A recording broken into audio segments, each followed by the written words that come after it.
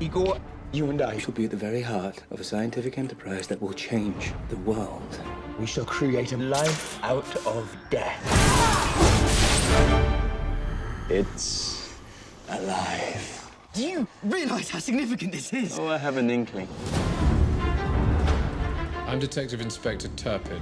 I'm here to investigate missing body parts. I'm not sure what you mean, sir.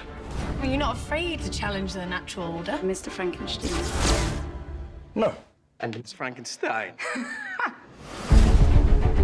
We shall create a man after our own image. Questions? Well, you're welcome. I think it is time you met our monster.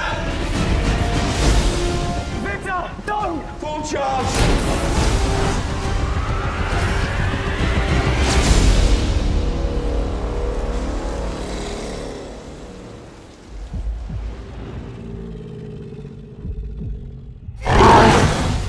It's alive. Well, that's rather obvious. You have the chance to be part of Of something. what? Being electrocuted? Chased by monsters and hunted by the police. Well, if you're going to concentrate on the dark side...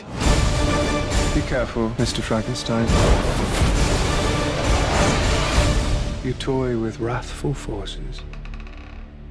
I cannot argue with that.